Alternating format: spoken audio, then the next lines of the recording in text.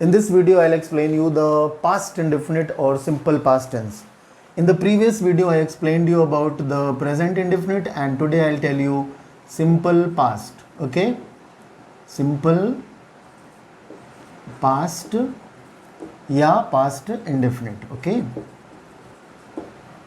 ये भी बोलते हैं, ये भी बोलते हैं. Don't get confused. पहला वीडियो मैंने डाला था, उसमें मैंने आपको बताया था प्रेजेंट इंडेफिनिट के बारे में. उसमें मैंने पर्सन्स पे भी बात करी थी, उसमें मैंने वर्ब पे भी बात करी थी और आपको एलेबोरेटेड डिटेल दिया था कि what are the persons and what are the verbs. अगर आपने नहीं देखा है तो प्लीज़ उस वीडियो को ज़रूर देखिएगा, तो आपको समझने में आसानी होगी. अब हम आते हैं सिंपल पास्ट में या पास्ट इंडेफिनिट में. तो देखिए, आपको पहले भी बताया जा चुका है कि टेंस जो है उसमें आपको 4 तरह के सेंटेंसेस मिलेंगे. अफर्मेटिव होगा, नेगेटिव होगा, इंट्रोगेटिव होगा और इंट्रो नेगेटिव होगा. ठीक है. अफर्मेटिव तो सबसे पहले बात तो हम स्ट्रक्चर की बात कर लेते हैं. Subject plus verb second form plus object. Verb की अगर बात करें तो verb, the main verb, it has 5 forms. Take any verb, कोई भी वर्ब आप लें. जैसे आप ले लीजिए sleep, sleep, slept, slept, sleeping, sleeps. कोई भी verb you think and just you can frame 5 forms of that verb. Clear है. कोई भी ले लीजिए आप. तो यहां पर गौर करने वाली बात है कि the verb will remain in the second form. सबसे अहम बात, जैसे सिंपल प्रेजेंट हम कैसे पहचानते हैं, verb is in the first form and if the person is if the subject is third person singular. यदि हमारा सब्जेक्ट थर्ड पर्सन सिंगुलर है तो वर्ब के साथ एस लगता था. एक एग्जांपल मैं आपको देता हूं. जैसे यहां पे ले लीजिए, राजा प्लेज क्रिकेट. ठीक है. अब एक और ले लीजिए, वी प्ले क्रिकेट. क्लियर. दोनों एग्जांपल लीजिए. Raja you see is a third person singular. Third person singular है, तो इस वजह से यहां पे वर्ब फर्स्ट फॉर्म के साथ एस लगा हुआ है. There you see Raja plays cricket. और वी ये फर्स्ट पर्सन प्लूरल है. पर्सन्स आपको देखना है तो प्लीज पहला वाला वीडियो जरूर देखिएगा. तो वी प्ले, अब यहाँ पे वर्ब फर्स्ट फॉर्म पे है, तो ये डिफरेंस आपको ध्यान रखना है. यानी कि अगर हमें कोई पूछता है कि भाई आप बताइए कि सिंपल प्रेजेंट कैसे पहचानते हैं, तो आप सेंटेंस को देखिए, उसमें वर्ब देखिए. कोई भी टेंस की आइडेंटिटी उसकी वर्ब से होती है, या तो वो हेल्पिंग वर्ब होगा या तो मेन वर्ब होगा. यहाँ पर ये अफर्मेटिव सेंटेंसेस हैं, इस वजह से यहाँ पर मेन वर्ब काम कर रही है. अब अगर हम इन्हीं को नेगेटिव कर लेते हैं, इसमें मैं आता हूं, बस 2 मिनट का टाइम दीजिएगा. राजा प्लेस क्रिकेट अगर नेगेटिव करते हैं तो क्या हो जाएगा, Raja does not play cricket. Interrogative करिएगा तो does Raja play cricket, and intro negative करिएगा तो does Raja not play cricket. इसी तरह से वी प्ले क्रिकेट, यहां पे क्या होगा, we do not play cricket. Interrogative करेंगे तो डू वी प्ले क्रिकेट, और इंट्रो नेगेटिव करेंगे तो do we not play cricket. ठीक है.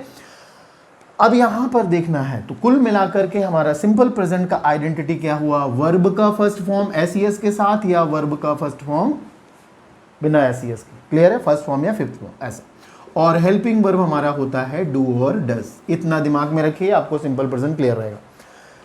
इस वाले टेंस में अफर्मेटिव में मेन वर्ब सेकेंड फॉर्म पे रहेगा. मेन वर्ब इकलौता टेंस है जहां पर मेन वर्ब सेकेंड फॉर्म पे है. और इसमें जो आप हेल्पिंग वर्ब यूज करते हैं वो है डिड, DID.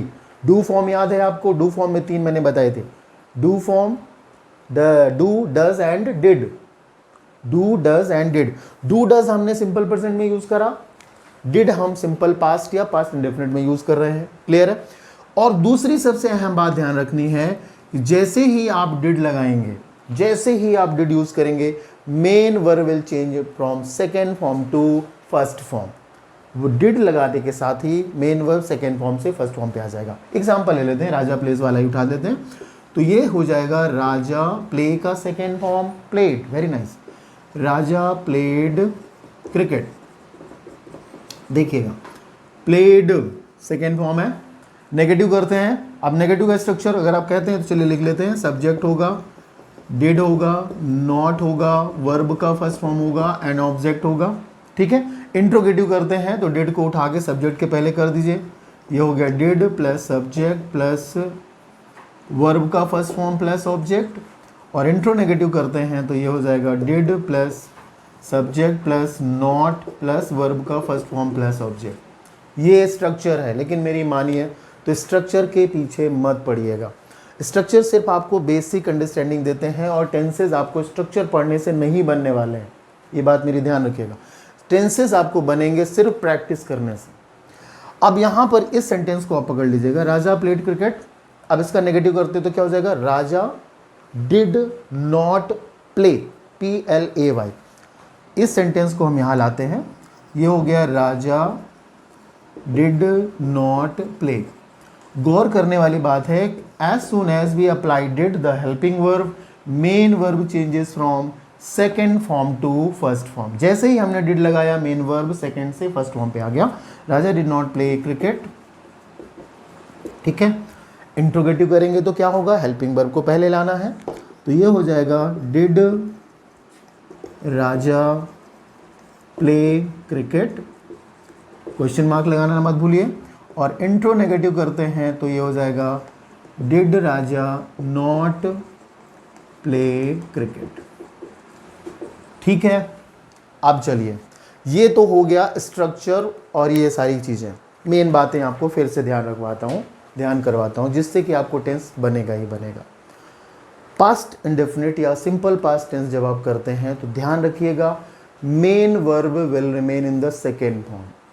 कभी भी आप सेंटेंस देखें तो उसमें आपको आइडेंटिफाई करने को आता है या करने को आएगा, नेगेटिव करिए, इंट्रोगेटिव करिए, या अगर आप इंग्लिश सीख भी रहे हैं, इंग्लिश बोलना भी सीख रहे हैं, तो उसके लिए भी आप ध्यान रखें कि जो भी पास्ट इवेंट होता है, कल मैं बाज़ार गया था, yesterday I went to market, कल मैंने एक मूवी देखी, yesterday I watched a movie, मैंने सुबह नाश्ते में पोहा खाया, I ate poha in the morning, eat eaten, second form, बिल्कुल ध्यान रखिए।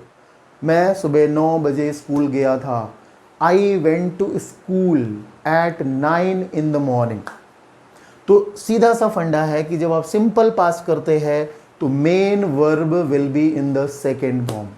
मम्मी ने खाना बनाया, मम्मा कुक्ड फूड, मैंने टीवी देखा, आई वॉच्ड टीवी।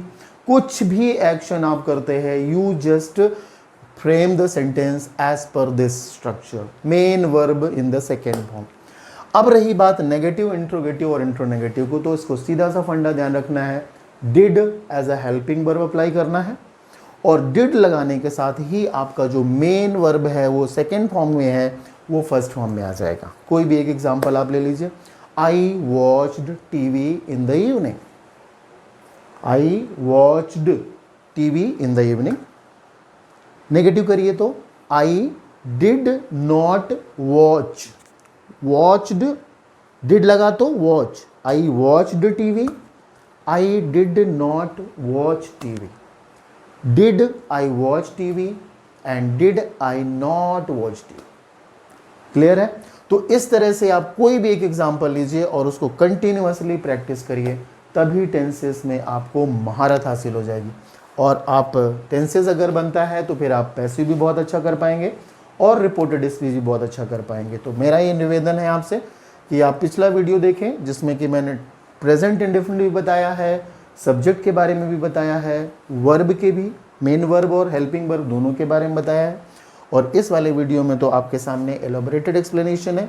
मेन बिंदु या मेन पॉइंट आपको ध्यान रखना है, पास्ट इंडेफिनिट या सिंपल पास्ट के लिए main verb in the second form, और दूसरा बात ध्यान रखना है did as a helping verb, and when we apply did the main verb changes from second form to first form. Clear? तो उम्मीद करता हूँ आपको ये वीडियो अच्छा लगा होगा। अगर अच्छा लगा है तो प्लीज़ सब्सक्राइब भी कर लीजिएगा। Thank you and God bless.